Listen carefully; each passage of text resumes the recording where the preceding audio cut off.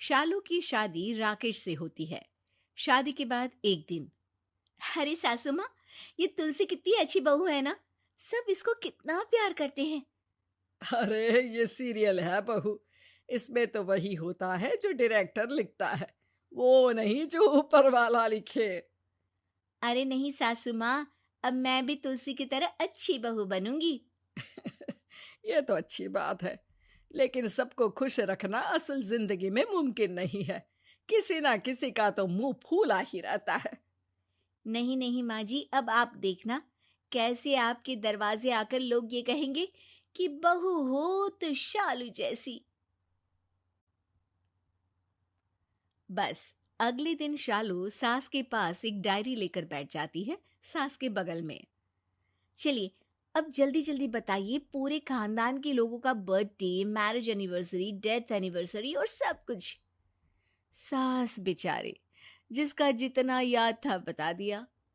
कुछ को शालू ने खुद फोन करके, तो किसी का फेसबुक से।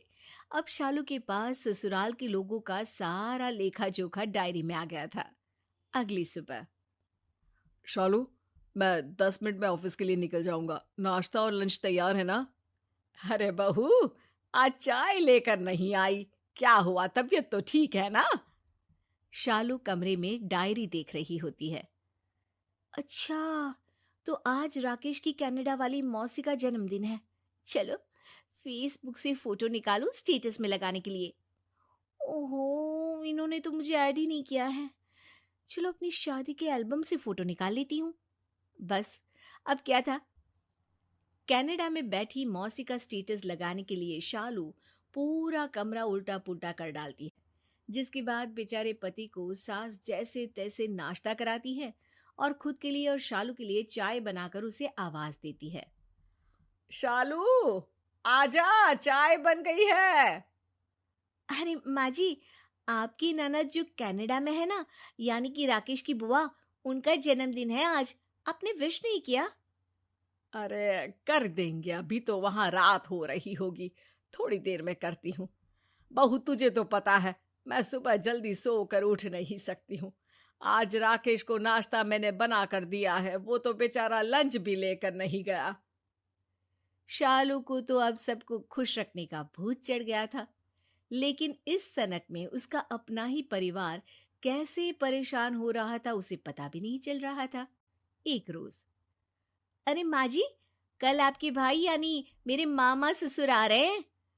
हाँ, वो तो दिन को आएगा ना। हाँ, लेकिन दिन की खाने की तैयारी मैं अभी से शुरू कर देती हूँ। उनको डायबिटीज है ना, तो शुगर फ्री खाने के साथ मैं उनके लिए स्पेशल कुछ मीठे में बनाती हूँ। अरे हाँ हाँ, बना लेना। फिर अगली सुबह शालू डायरी लेकर बैठी होती है कि ओहो, आज तो तीसरे नंबर की मौसी की कुत्ते का जन्मदिन है। अभी स्टेटस लगाती हूँ। शालू स्टेटस लगाकर मौसी को फोन करती है। ओए मौसी जी, कैसी हैं आप? आपको आपकी कुत्ती का जन्मदिन बहुत बहुत मुबारक।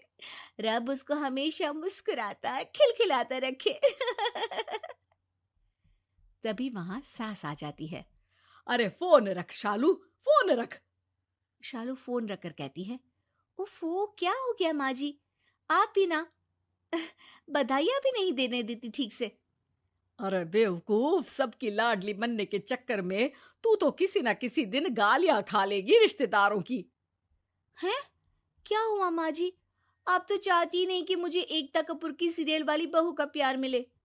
अरे जिसे तू कुत्ता बोल रही थी ना, उसे उन लोगों ने बेटे की तरह पाला था। किसी के बच्चे को जानवर बोलो तो उसे कैसा लगेगा? वैसा ही फील हो रहा था मेरी बहन को भी। और दूसरी बात, उस कुत्ते को मरे 4 महीने हो गए हैं। वो लोग उसके गम से बाहर ही निकल रहे थे कि तूने अपने नंबर बनाने के लिए उनके जख्म हरे कर दिए। ओ तेरी! माँ जी, आपने तो कुछ बताया ही नहीं उस कुत्ते के बारे में जब मैं डायरी लेकर बैठी थी। उल्टा मुझे ही खुद सर्च करना पड़ा था सोशल मीडिया में। अरे मुझे क्या पता था कि तू इंसान के साथ साथ जानवर को भी इम्प्रेस करने लगी है। शालू बेचारी क्या कहती। तभी राकेश आता है। यार शालू, बाहर का खा खाकर मेरे लीवर में दिक्कत आ गई है। कल ही डॉक्टर को दिखाया है। डॉक्टर साफ साफ कह रहे थे कि घर का खाना खाओ। अब जल्दी से नाश्ता और खाना दे दो ना। मैंने तो कुछ बनाया नहीं। आज तो मामा आ रहे हैं ना तुम्हारे, तो बहुत सारी तैयारी करनी है। अरे पहली बार मेरे हाथ का खाना खाएंगी वो। अरे शालू, तुमने तो कमाल कर दिया यार। मेहमानों को दोपहर में आना है, उन लोगों को इम्प्रेस करने के चक्कर में तुमने ना माँ को चाय दी और ना मुझे खाना। अब करो दूसरों को इम्प्रेस, घर वाले चाहे मरे या जिए। शालू पर राकेश की बात का कोई असर नहीं होता।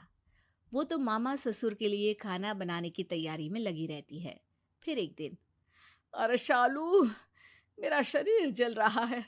जरा देख तो थर्मामीटर से कि कितना बुखार है। हाँ माँ जी अभी आती हूँ। वो क्या है ना, पास वाली बुआ की जो ननद की बेटी है ना, उसकी तबीयत ज्यादा खराब हो गई है, तो मैं वहां जाकर आती हूँ।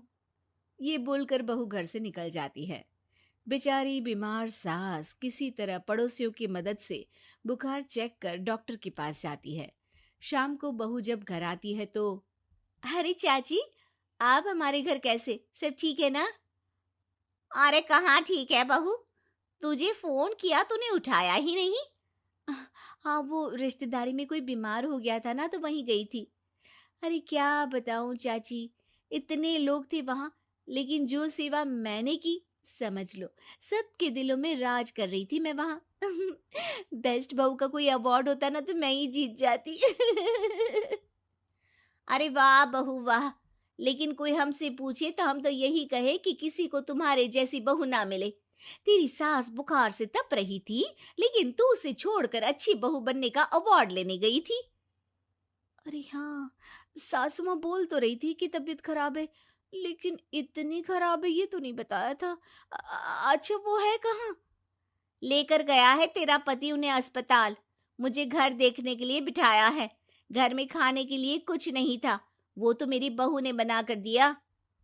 तभी सास और पति घर आते हैं। शालू सास को देखकर रोने लगती है।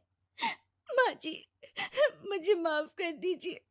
ये सीरियल वाली बहू बनने के चक्कर में मैंने आप लोगों पर ध्यान ही नहीं दिया। लेकिन मैं समझ चुकी हूँ कि घर पर अंधेरा कर बाहर दिया जलाना ठीक नहीं।